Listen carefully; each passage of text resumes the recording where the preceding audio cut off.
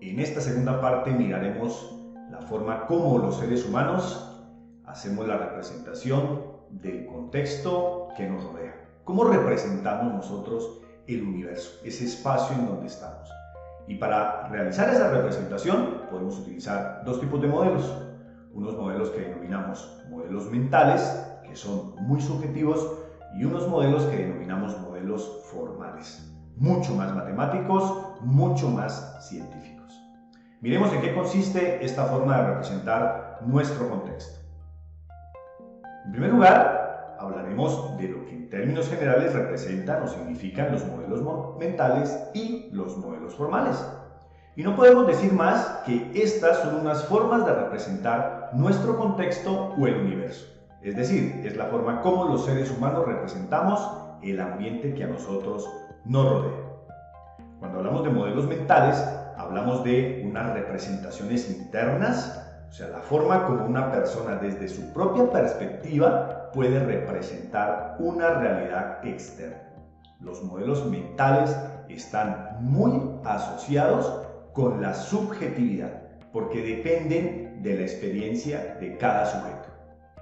En esta gráfica vemos, por ejemplo, que las dos personas tienen razón. El señor que está al lado izquierdo ve más o menos 4 palitos en el suelo, mientras que el señor que está al lado derecho ve 3 de los mismos palitos. Todo depende entonces de la perspectiva. Es algo muy similar a lo que vimos en la clase de la semana pasada, referidos a la mirada subjetiva, la mirada objetiva y la mirada sistémica. ¿Cómo se originan los modelos mentales? Hay una teoría bastante grande, sobre todo la teoría que propone Sigmund Freud para hacer este tipo o respaldar, digámoslo así más bien, esta teoría de los modelos mentales, pero en términos generales los modelos mentales están relacionados con varios aspectos, entre los que podemos citar la genética, el contexto, el espacio donde una persona se desarrolla. Algunas circunstancias personales pueden incidir al momento de implementar un modelo mental, y un elemento clave que es el lenguaje, ese sistema de comunicación que nosotros utilizamos al nivel de sociedad para poder establecer relaciones con otras personas. Por ejemplo, tenemos que nos piden desarrollar un modelo mental para la siguiente frase. Un jugador de fútbol patea el balón con una velocidad de 30 metros sobre segundo. Y este mismo lleva un ángulo de elevación de 48 grados respecto a la horizontal. Si nos dicen que tenemos que representar un modelo mental, pues ese podría ser un mental de una persona que mira a un señor que va a patear un balón. Una persona, digamos, que trabaje un poquito más en diseño o que tenga alguna otra experiencia, podría representarlo de esta forma, o una persona que esté como más interesada, digámoslo así, con el mundo del fútbol y que tenga cierta relación con este deporte, podría representarlo de la forma que ilustra la figura más a la derecha de la diapositiva.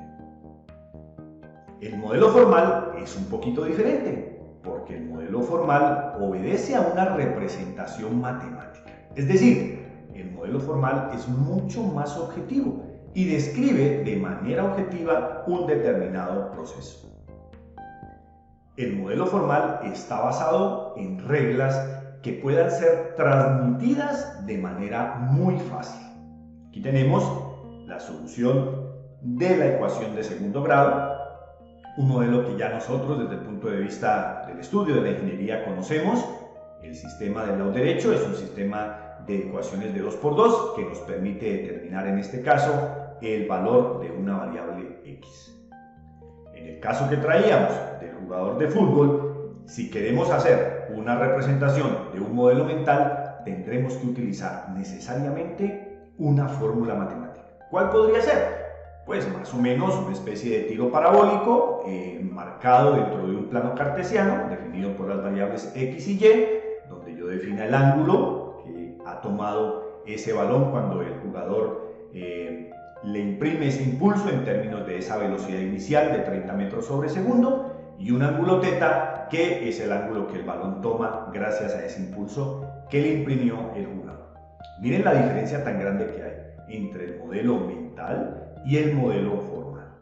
El modelo formal ya es mucho más específico, porque resulta que que de una u otra manera va a estar respaldado por un concepto matemático, por una fórmula.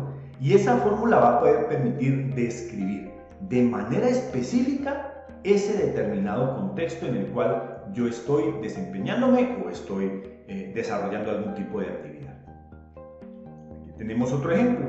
Alberto y su padre se llevan 25 años de edad. Calcular la edad de Alberto sabiendo que dentro de 15 años la edad de su padre será el doble que la suya. Si queremos representar un modelo mental, pues simplemente podemos hacer un niño con un peinado mucho más juvenil, mientras que a la hora de representar al papá de Alberto, pues tendremos que representar una persona mucho mayor, muy seguramente con barba, mucho más formal. Pero esa es una representación a nivel de modelo mental. El modelo formal tendría que quedar especificado por una fórmula, que nos diría en este caso que si la edad de Alberto es X y la de su padre Y, entonces, como dice que se llevan 25 años, la edad de uno más 25 será la edad del otro. Y luego la otra condición nos permitiría definir la siguiente ecuación. De esta manera obtendremos un sistema de ecuaciones de 2 por 2 con dos variables que fácilmente, con uno de los métodos que ustedes conocen, podrían utilizar para calcular tanto la edad de Alberto como la edad de su padre. Como vemos, esta representación de los métodos mentales y los métodos formales son muy interesantes y muy importantes para la teoría general de sistemas. Los invito a que revisen la actividad propuesta para esta semana. Gracias.